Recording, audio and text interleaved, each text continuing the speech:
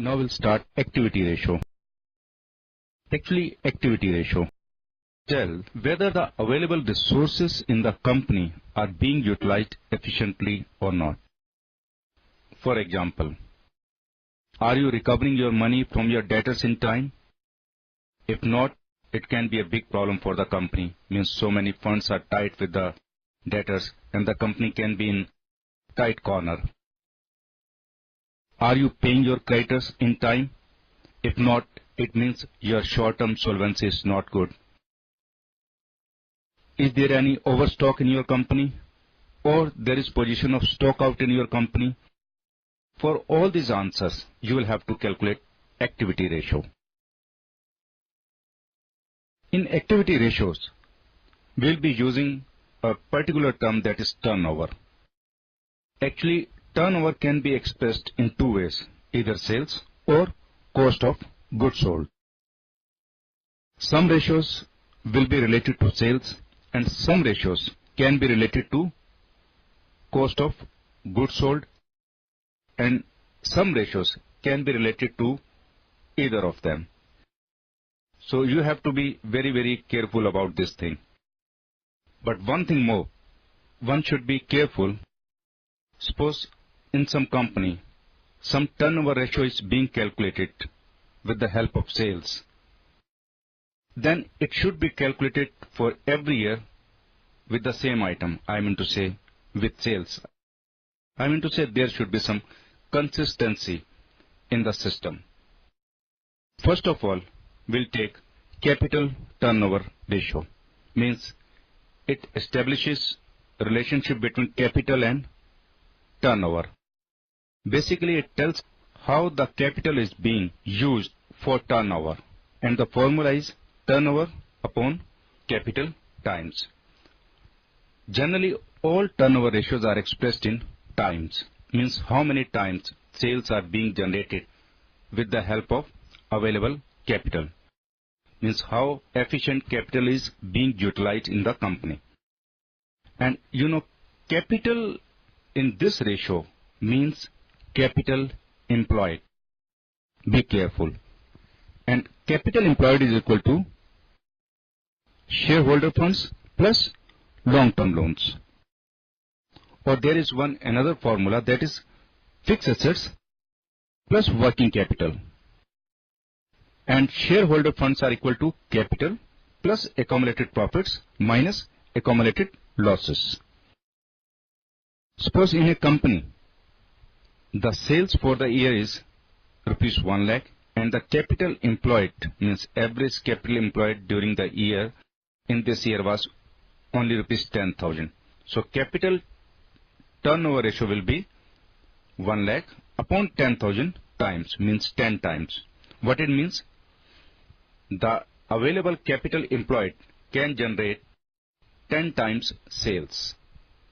It means if you want to increase the sales, you will have to increase the capital employed.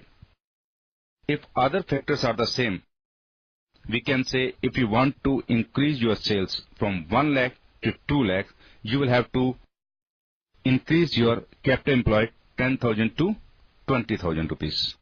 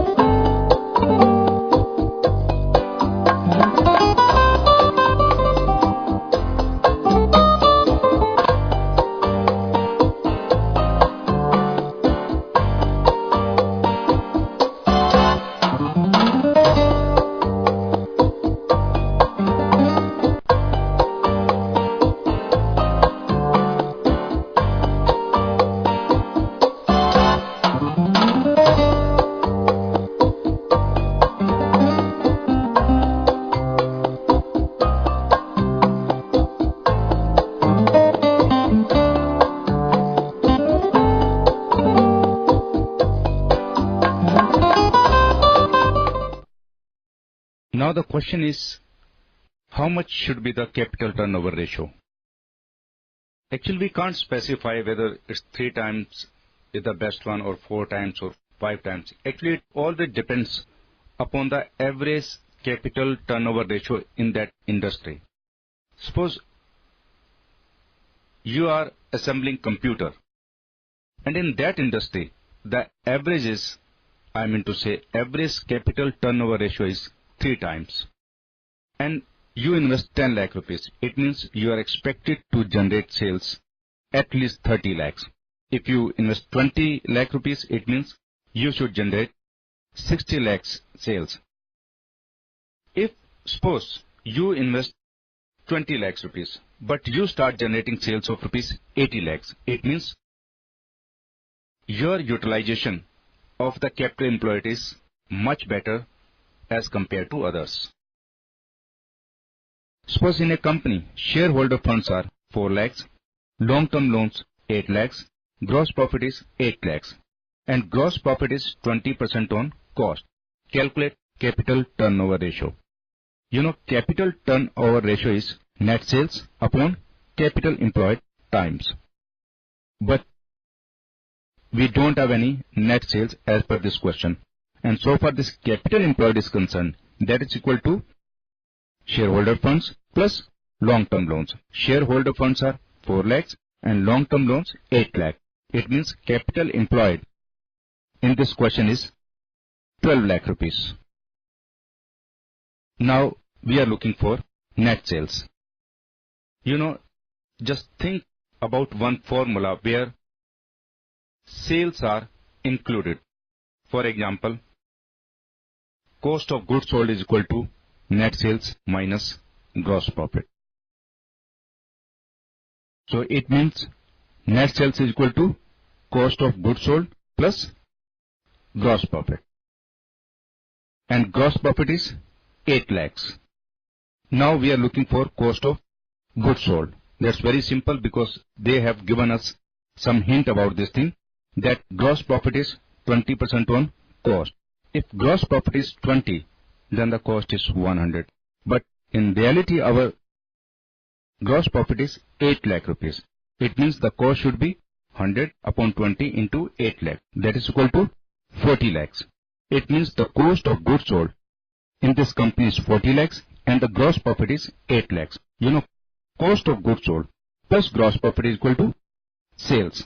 So 40 lakhs plus 8 lakhs is equal to 48 lakhs. It means 48 lakhs is the sales of this company. So what should be the capital turnover ratio? You know, the formula is net sales upon capital employed.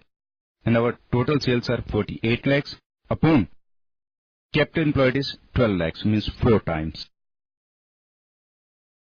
It means in this company, if they invest 100 rupees, they can generate sales of 400 rupees. Suppose the company plans to increase the sales, and if there is direct connection between capital employed and sales, they can increase their capital employed and increase their sales subsequently.